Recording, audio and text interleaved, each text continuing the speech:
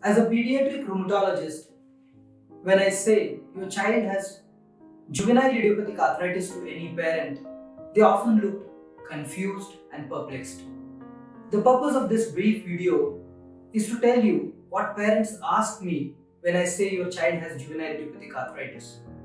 It was the other day, a 4-year-old young girl, a smart looking girl, was brought to my outpatient department.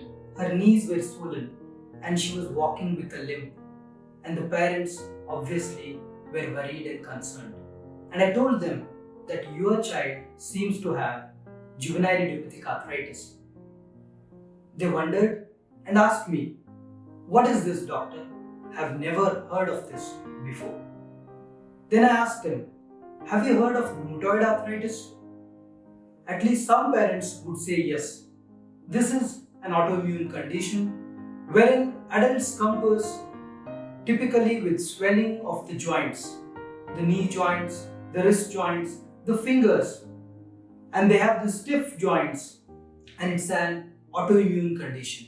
And then I told them that juvenile idiopathic arthritis is nothing but rheumatoid arthritis that starts in childhood. Can young children develop it? What causes it? Children as young as 2 years of age can develop juvenile idiopathic arthritis. Most parents wouldn't have heard about it, and let me tell you, sometimes even doctors wonder when I say such a young child can develop rheumatoid arthritis. Now this is an autoimmune condition. What do you mean by autoimmune condition? I'm sure you have heard of the army that protects us.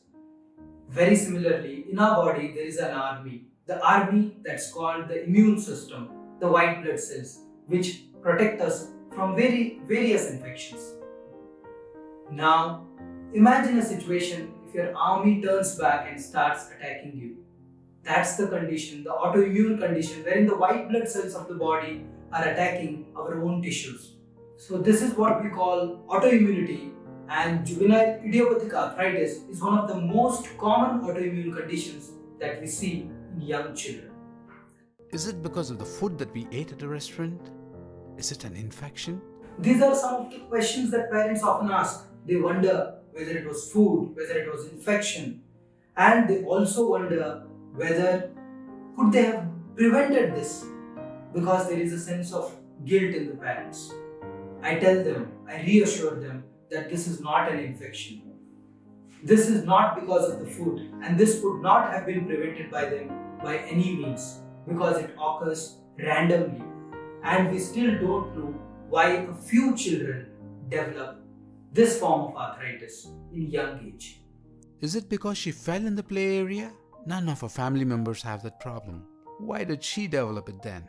No, this is not because of trauma. This is not because your child fell in the play area. And yes, none of the family members may have it, and yet a child may develop this juvenile idiopathic arthritis. Now the word idiopathic means that the cause is not known, and that is why I would not be able to tell you why your child developed it. Yes, there are certain factors. There are certain genetic factors and environmental factors that we presume may be causing juvenile idiopathic arthritis in your child. However, why one particular child develops it is not known.